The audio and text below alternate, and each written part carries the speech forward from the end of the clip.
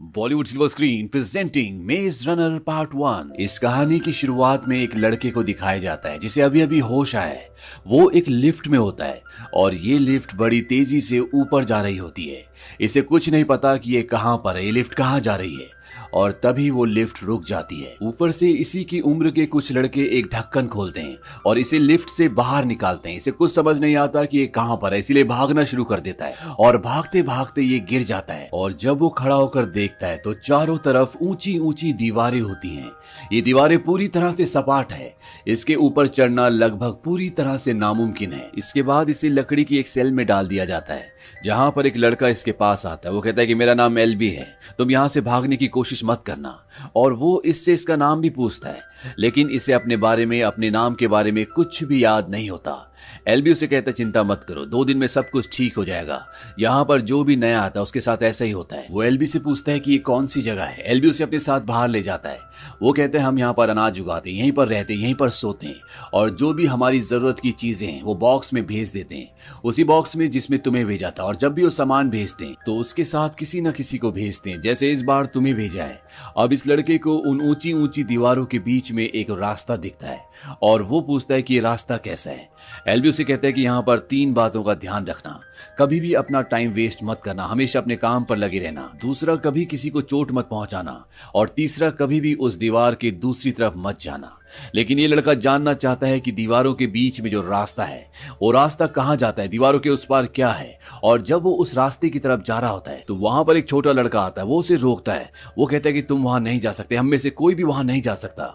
और तभी अंदर से 2 लड़के भागते हुए आते हैं और छोटा लड़का उसे बताता है कि ये हमसे अलग है, ये रनर्स हैं, ये मेज के अंदर जा सकते हैं। मेज का मतलब भूल भुलैया होता है। और वो ये सुनकर हैरान हो जाता है। वो कहता है क्या कहा तुमने, मेज?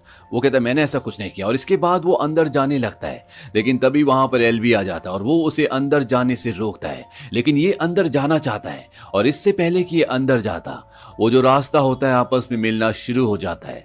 दरअसल ये एक तरह का दरवाजा होता है जो मशीन से जुड़ा होता है और ऊपर मशीन की जो गरारियां होती है वो घूमना शुरू हो जाती है और चंद ही पलों में ये दोनों दीवारें आपस में मिलकर पूरी तरह से बंद हो जाती है। अब रात को यहाँ पर जितने भी लोग होते हैं वो सब के सब खाते पीते डांस करते हैं। और तभी उस लड़के के पास जो आज पहली बार यहाँ पर आया, जिसे अभी तक अपना नाम भी याद नहीं आया, उसके पास एक लड़का आता है और वो उसे कुछ लड़कों को दिखाता है। वो कहता है वो सब के सब रनर्स हैं। वो हर सुबह मेज के अंदर भागते हैं, वो यहाँ से बाहर जाने का रास्ता ढूंढते हैं और ऐसा वो पिछले 3 सालों से कर रहे हैं, लेकिन अभी तक उन्हें कामयाबी नहीं मिली। ये सब बहुत ताकतवर है, हमसे अलग हैं।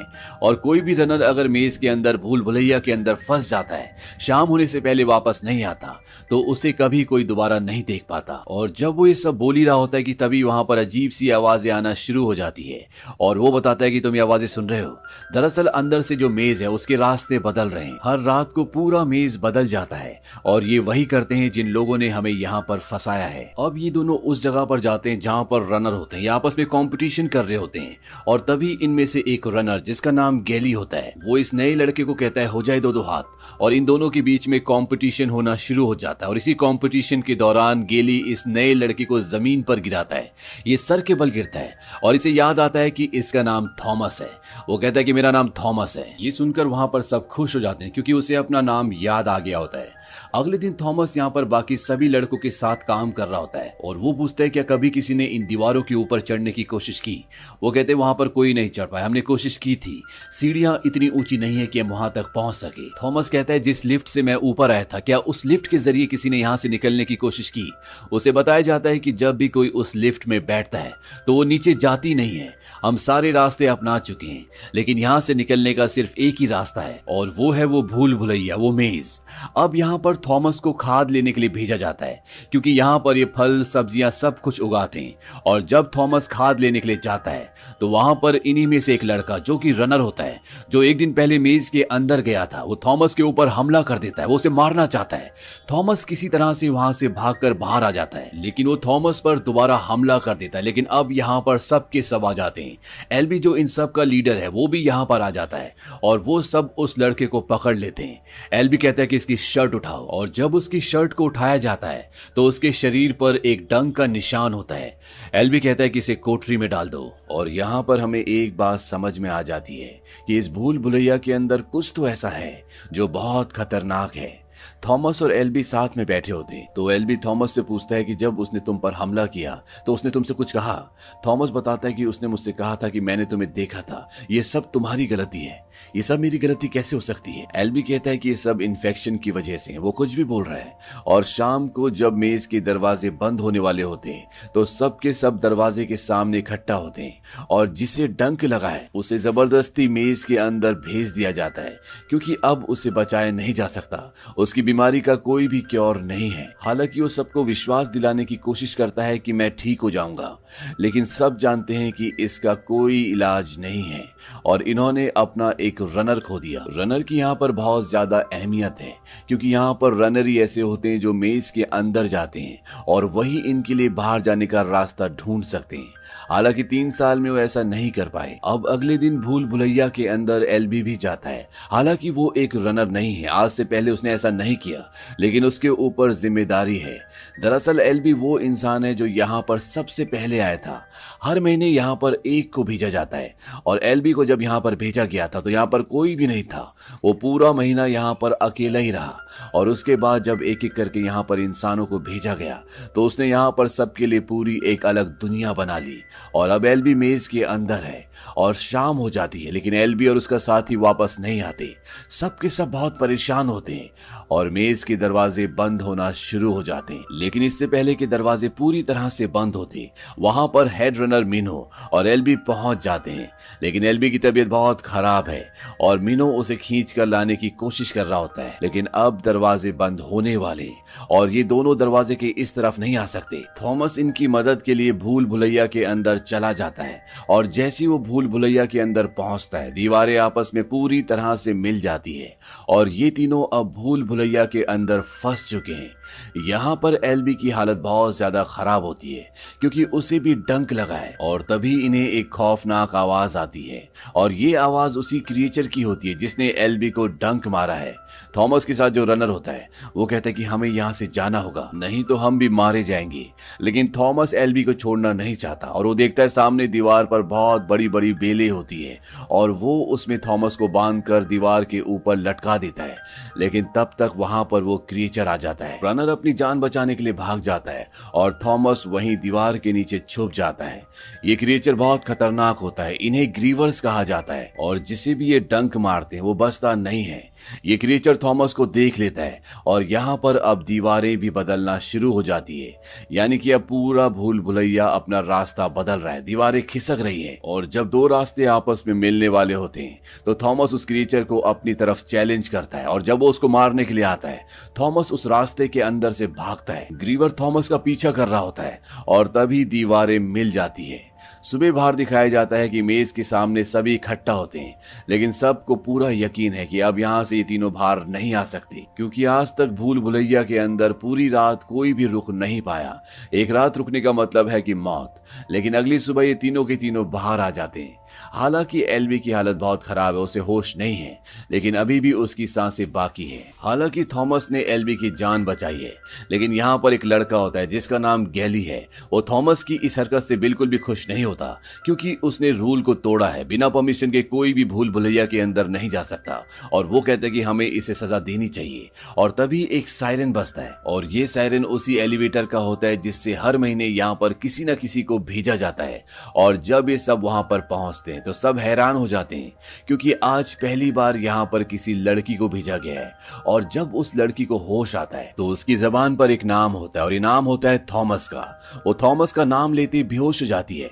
इसके साथ एक नोट भी होता है जिसमें लिखा होता है कि अब ये आखिरी है, इसके बाद यहाँ पर किसी को भी नहीं भेजा जाएगा। थॉमस इस लड़की को नहीं जानता, क्योंकि यहाँ पर किसी को भी भेजने से पहले उसके अतीत की सारी यादों को मिटा दिया जाता है। इसीलिए यहाँ पर जितने भी बच्चे होते हैं उन्हें अपने अतीत के बारे में कुछ भी याद नहीं है।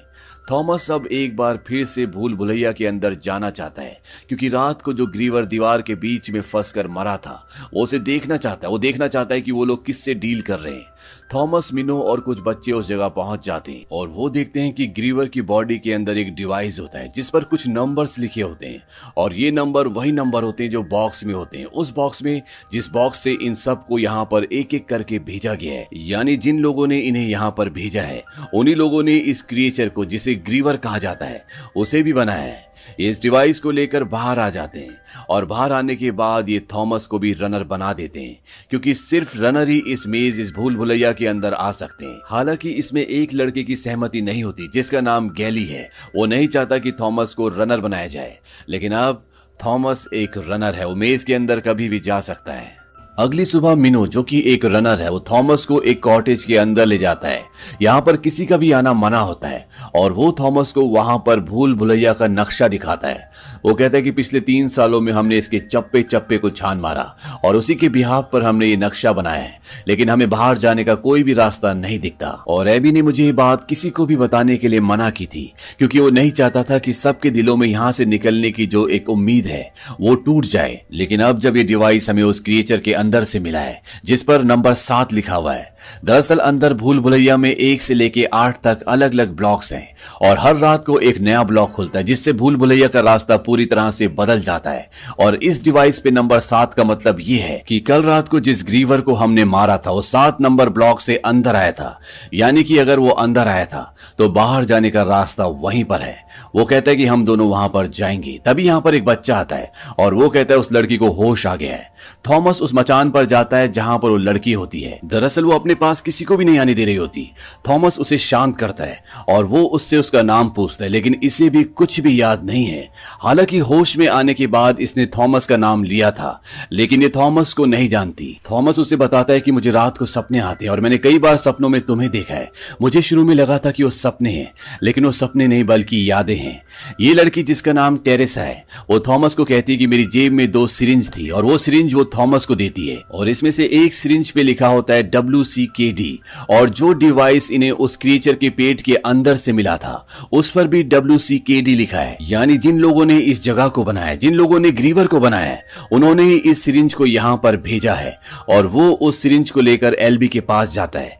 एलबी की हालत बहुत खराब होती है, वो मरने वाला होता है। इसीलिए थॉमस कहता है कि इस दवा को, जिसके बारे में हमें कुछ भी नहीं पता, हमें इसे एलबी के शरीर में इंजेक्ट करना चाहिए। और जब वो ऐसा कर रहा होता है तो एलबी उस पर हमला कर देता है। वो उसे कहता है कि चले जाओ यहाँ से। और इतने में इनके साथ जो लड़की है टेरेसा, वो उसके हाथ से उस सिरिंज को छीन कर एलबी की बॉडी में इंजेक्ट कर देती है, जिससे वो पूरी तरह से शांत हो जाता है। यानी कि दवा काम कर रही है, वो ठीक हो रहा है। अब अगली सुबह थॉमस और मिनो भूल भुलैया के अंदर जाते हैं और जब वो ब्लॉक नंबर 7 के पास पहुंचते हैं तो इनके पास जो डिवाइस है, जो उस क्रिएचर के पेट के अंदर से निकला है, उससे बीप की आवाज आना शुरू हो जाती है। थॉमस कहता है शायद ये हमें रास्ता बताने की कोशिश कर रहा है और वो उसके हिसाब से आगे बढ़ना शुरू करते हैं, लेकिन सामने एक दीवार आ जाती है, यानी कि रास्ता खत्म हो चुका है। और तभी जो डिवाइस इनके पास होता है उस पे लाइट रेड कलर की होती है, वो ग्रीन हो जाती है और दीवार से एक नया रास्ता खुलता है। ये पहली बार यहां पर पहुंचे और जब वो अंदर जाते हैं तो ये देखते हैं कि एक और रास्ता खुला और वहां से एक रोशनी निकलती है। वो इन दोनों को स्कैन करती है और स्कैन करने के बाद उस रोशनी को कंप्यूटर को पता चल जाता है कि ये ग्रीवर नहीं है बल्कि ये इंसान है। और एक एक करके अब दरवाजे बंद होना शुरू हो जाते हैं। ये दोनों यहां से भागना शुरू करते हैं, क्योंकि अगर यहां से नहीं भागे तो ये यहीं फंसकर मर जाएंगे। यहां पर बड़ी तेजी से पूरा भूल भुलैया बदल रहा होता है, लेकिन किसी तरह से भागते भागते इस भूल भुलैया से बाहर निकल जाते हैं और बाहर ही सबको जाकर बताते हैं कि हमने एक नया रास्ता ढूंढा है और शायद ग्रीवर दिन के वक्त वहीं चले जाते हैं और शायद इस भूल भुलैया से निकलने का एक वही रास्ता है। अब एलबी को होश आ जाता है, वो पूरी तरह से ठीक हो चुका है। और जब ये सब के सब एलबी के पास जाते हैं, थॉमस एलबी को कहता है कि हम यहाँ से निकल सकते हैं, हमने एक नया रास्ता ढूंढा है। थॉमस कहता है कि यहाँ से कोई नहीं निकल सकता, मुझे सब कुछ याद आ चुका है। जिन लोगों ने हमें यहाँ पर भेजा है तुम भी उनमें से एक हो। दरअसल ग्रीवर जब भी किसी को डंक मारता है तो उसे सब कुछ याद आ जाता है, इसीलिए एलबी को सब कुछ पता होता है। लेकिन इससे पहले कि एलबी कुछ और कहता, यहाँ पर एक बच्चा आता है और वो कहता है कि आज मेज के दरवाजे बंद नहीं हुए और अंधेरा हो चुका है, यानी कि अब ग्रीवर यहाँ पर भी आ सकते हैं। ये सब के सब बाहर जाते हैं और ग्रीवर इनके ऊपर हमला कर देता है, वो इनमें से कईयों को मार देता है। और यहाँ तक कि एलबी, जब ये सब के सब एक गुफा में एक केज के अंदर छुपे होते हैं तो वो एलबी को भी अपने साथ ले जाते हैं, यानी कि एलबी भी अब मर चुका है। लेकिन इसी दौरान ये लोग ग्रीवर का एक डंक काट देते हैं, जो कि एक सिरिंज की तरह होता है।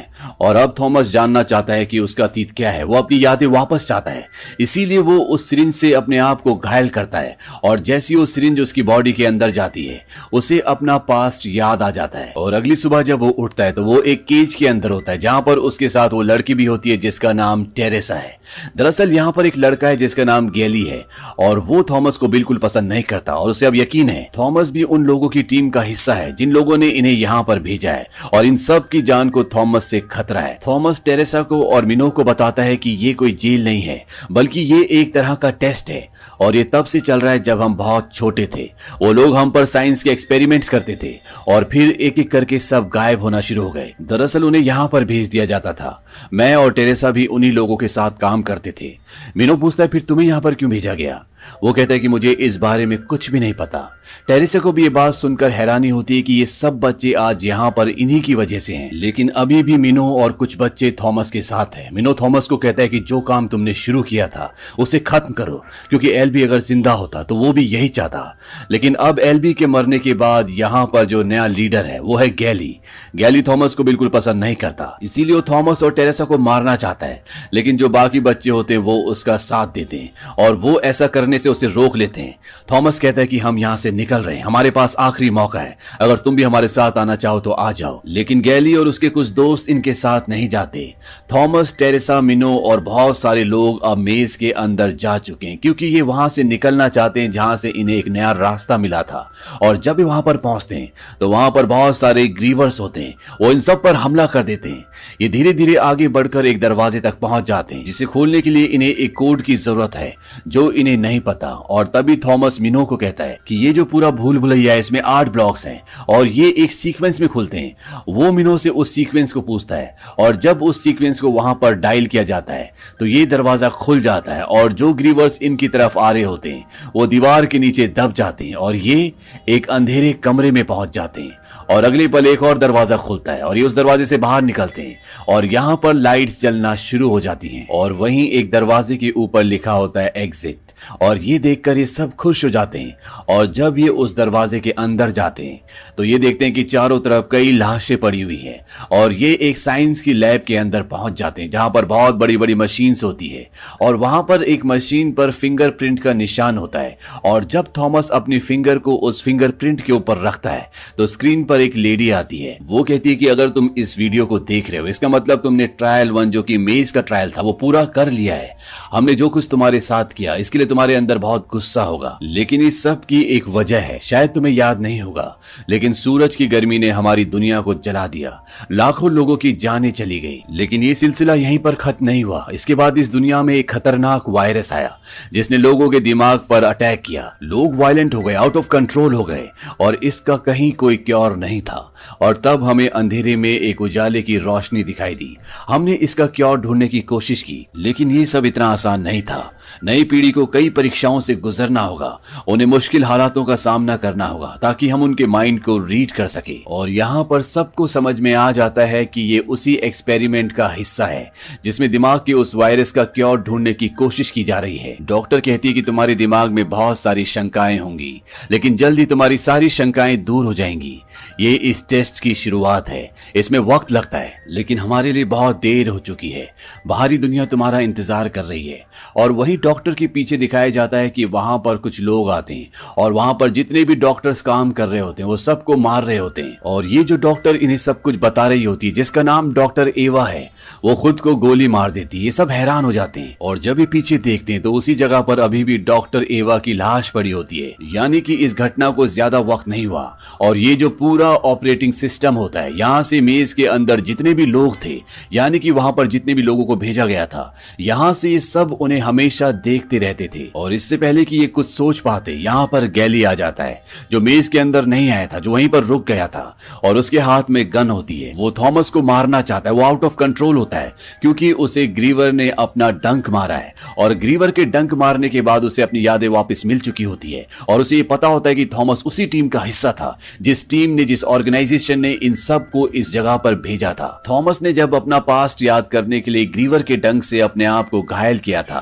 तो वो वो ठीक इसलिए हो जाता है क्योंकि 2 सिरिंज में से 1 सिरिंज बची हुई थी और अब इनके पास इसका कोई क्योर नहीं है। और अब गैली थॉमस की तरफ गोली चलाता है, लेकिन तब तक मिनो उसे अपने हथियार से मार देता है।